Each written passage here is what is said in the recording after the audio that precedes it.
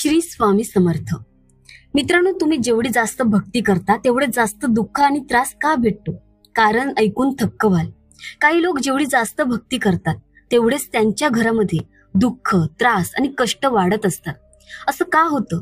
जास्तीत जास्त त्याच लोकांसोबत असं होत असतं जे लोक देवाची जास्त भक्ती करतात, जे देवाची कृपा प्राप्त करू इच्छितात. अशा प्रकारच्या लोकांसोबत जास्तीत जास्त अशा प्रकारच्या अडचणी आणि समस्या येत असतात. त्याच्यामुळे त्यांच्या घरात दुःख, त्रास आणि क्लेश वाढण्यास सुरुवात होते. नवरा बायकोमध्ये सतत भांडणे होत राहतात, पैशांची चणचण भासते, तर कधी कधी त्यांच्या नात्यांमध्ये नेहमी कटुता येत राहते. असे का होते? जो देवाची भक्ती करतो त्याच्यासोबत असं का होतं? या उलट पूजा पाठ करणारा, भक्ती करणारा त्याच्या घरामध्ये तर नेहमी सुख समृद्धी असली पाहिजे, आपोआप प्रेमभाव असला पाहिजे, मग घरामध्ये आनंदाचे वातावरण असायला पाहिजे. मग असे उलटे का होते? यामागे कोणती कारणे असतात? ज्या कारणांना तुम्ही दुर्लक्षित करता, त्यांना तुम्ही पाहत नाही आणि काही अशा चुकाही तुम्ही करता. या चुकांच्या कारणामुळे तुमच्या घरामध्ये अशा समस्या, अडचणी निर्माण होण्यास सुरुवात होते. त्या कोणत्या चुका असतात? चला तर मग आपण जाणून घेऊया. याविषयी हा व्हिडिओ लक्ष देऊन नक्की ऐका, कारण खूपच महत्वपूर्ण माहिती आज तुमच्यापर्यंत पोहोचलेली आहे. तर पहिली गोष्ट म्हणजे आपण देवाकडे सतत काही ना काही मागत राहतो आणि आपण केलेल्या भक्तीचा बॅलन्स कमी होत जातो. मग असं झाल्यामुळे आपली एखादी इच्छा अपूर्णही राहते. मग त्यावेळी आपल्या देवावरचा थोडासा विश्वास कमी होतो. आपण भक्ती एवढीशी करतो आणि देवाकडे एवढी मोठी गोष्ट मागतो. आपली इच्छा पूर्ण न झाल्यामुळे आपल्याला थोडासा कुठेतरी देवाचा राग येतो. असं करणे चुकीचं आहे. देवावर पूर्ण विश्वास ठेवला पाहिजे. देव करतो ते चांगल्यासाठीच करत असतो. आपल्या देवावर एवढा विश्वास पाहिजे की देव माझ्यासाठी करत आहे. असं झालं तरी किंवा माझी इच्छा पूर्ण झाली नाही तरी ते सुद्धा देवाने माझ्यासाठी चांगलंच केलं असेल, देवाने माझ्यासाठी काहीतरी चांगलंच नियोजन केलं असेल, असा विचार करावा. दुसरी गोष्ट म्हणजे देवाला आपली परीक्षा बघायची असते. त्यामध्ये दुःख येणार, अडचणी येणार, अनेक समस्या उद्भवणार, पण तरीही आपण देवावर किती ठाम विश्वास ठेवतो हे देव बघत असतो. देवाला आपल्याला खूप काही द्यायचं असतं, पण त्यासाठी आपल्यामध्ये किती संयम आहे याची परीक्षा देव घेत असतो. देवालाही आपला उद्धार करायचा असतो, म्हणून देव आपली परीक्षा बघत असतो. या उलट आपण असं केलं पाहिजे की आपल्या अडचणी वाढली की आपण देवाची भक्ती अजून वाढवली पाहिजे. आपली समस्या वाढली की आपण देवाची सेवा अजून वाढवली पाहिजे. मग म्हणजे देव या समस्येतून आपली सुटका नक्कीच करतो. शेवटी देव आपल्याकडून कर्म बघून घेत असतो आणि नंतर आपल्याला सुखाची प्राप्ती होत असते. हाही विचार आपण करायला हवा. तिसरे कारण म्हणजे तुम्ही सतत बदलून बदलून देवाची भक्ती करत असता. जसे की कधी कधी तुम्ही या देवाची भक्ती केली, कधी तुम्ही दुसऱ्या देवाची भक्ती केली, कधी तुम्ही हा नैवेद्य दाखवला, कधी कोणत्या दुसऱ्या गोष्टीचा नैवेद्य दाखवला, कधी कोणा भक्ताकडे गेला, कधी तुम्ही कोणत्या पंडिताकडे गेला तर त्याने तुम्हाला आता हेच करण्यास सांगितले आणि म्हणून तुम्ही आता त्याप्रमाणे वागू लागता, करू लागता, तर तसेच वागू लागता. तर आपल्या अशा प्रकारच्या वागण्यामुळे आणि अपूर्ण ज्ञानामुळे आपल्या आयुष्यात आपणच आपल्यासाठी आणखीन समस्या, अडचणी निर्माण करत असतो. तर या सर्व गोष्टी करण्यापूर्वी खूपच विचारपूर्वक लक्ष ठेवले पाहिजे. कधीही कोणा एकाच देवाची अंतःकरणापासून श्रद्धापूर्वक पूजा करावी. आलटून पालटून, बदलून बदलून कोणी देवाची भक्ती करू नये. त्याचबरोबर जो नैवेद्य दाखवला जातो तोही अगदी सात्विक असावा. चुकीच्या गोष्टीचा नैवेद्य चुकीच्या देवतेस आमंत्रित करतो. नैवेद्य हा त्या देवाच्या आवडीनुसारच असावा. मग त्याच्यामध्ये लाडू, मिठाई, पुरणपोळी, डाळ भात, दही भात हे सात्विक नैवेद्य मानले जातात.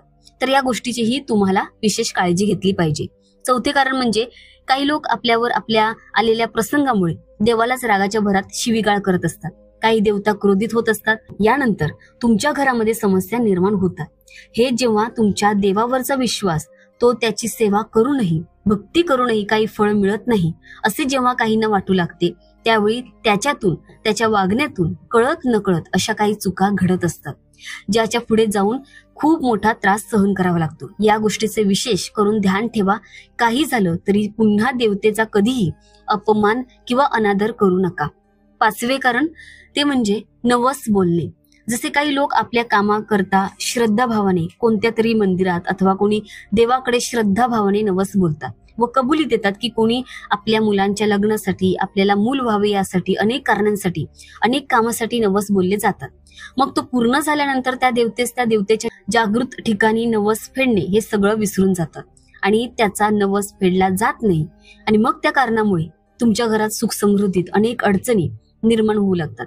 कारण त्या देवाचे वचन त्या कामाच्या पूर्तीसाठी बांधील असते. मित्रांनो, येथे एक गोष्ट लक्षात घ्या की देव म्हणजे जो देतो तो देव हे विधान सत्य आहे. कारण देवता जी आहे अशा गोष्टीत सुरुवात तुम्हाला स्वप्नांच्या माध्यमातून संकेत देत असतात, तरीही आपण समजत नसतो. त्यानंतर ते आपल्या बुद्धी ही विचलित करतात, तरीही आपण समजत नाही.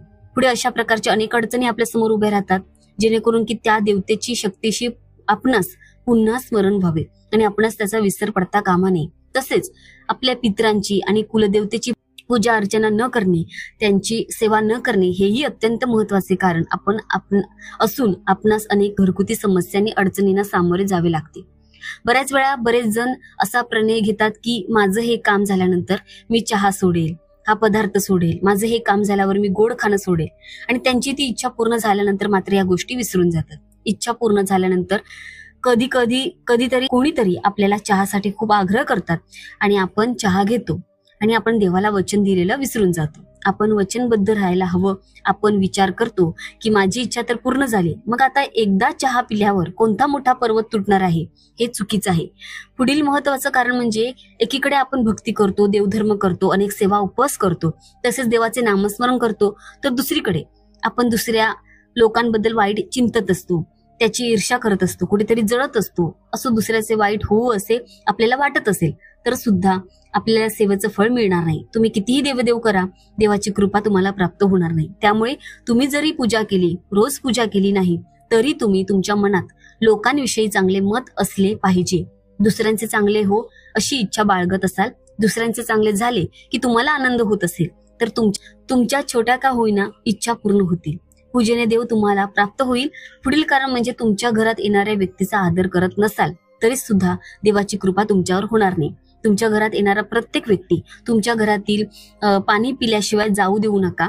त्यामुळे त्याच्या मनात जे तुमच्याविषयी भावना तयार होते, जे सकारात्मक भावना असतात, त्याचा जो आपला आशीर्वाद असतो तो मिळत असतो. आपल्यावर देवाची कृपा होते. जर तुम्ही तुमच्या घरात येणाऱ्या व्यक्तींचा मान करत असाल तर त्याच्या मनातील सकारात्मक भावना असतात त्या आपल्यापर्यंत पोहोचतात आणि आपलं चांगलं होत असतं.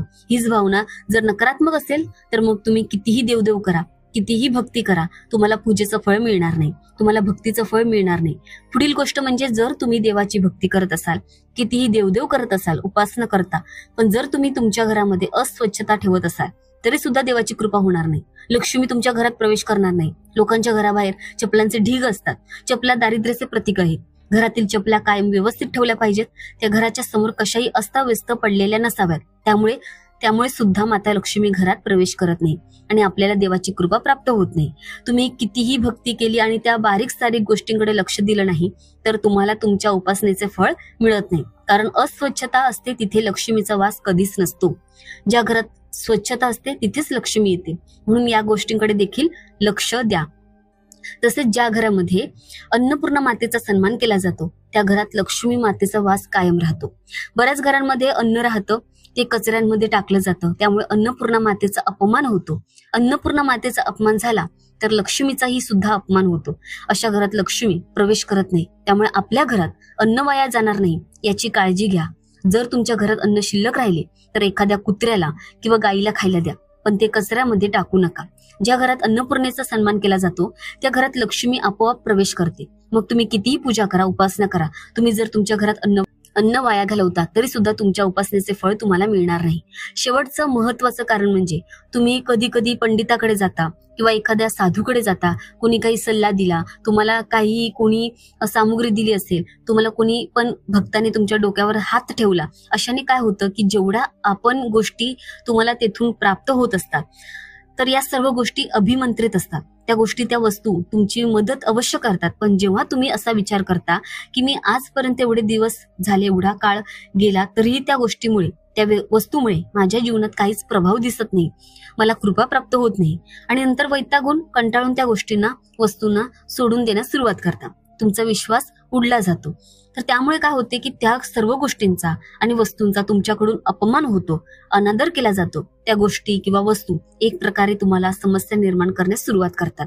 त्यांच्याद्वारे दिले गेलेली सामुग्री कधी तुमच्या हातून अनादर होतो हे असं होता कामा नये. त्याने कोणता धागा अथवा मणी दिला असेल तर तुम्हाला आता विश्वास नाही, तर अशा वस्तूंना, सामुग्रींना तुमच्या घराबाहेर योग्य ठिकाणी योग्य पद्धतीने विसर्जित करा. या गोष्टीला खास करून तुम्ही ध्यानात ठेवायचं आहे. हा माहितीपूर्ण व्हिडिओ तुम्हाला कसा वाटला ते कमेंट बॉक्समध्ये नक्की सांगा. व्हिडिओ आवडला असेल तर एकदा लाईक नक्की करा. व्हिडिओला जास्तीत जास्त शेअर करून आपल्या चॅनलला सबस्क्राईब करा. धन्यवाद. श्री स्वामी समर्थ.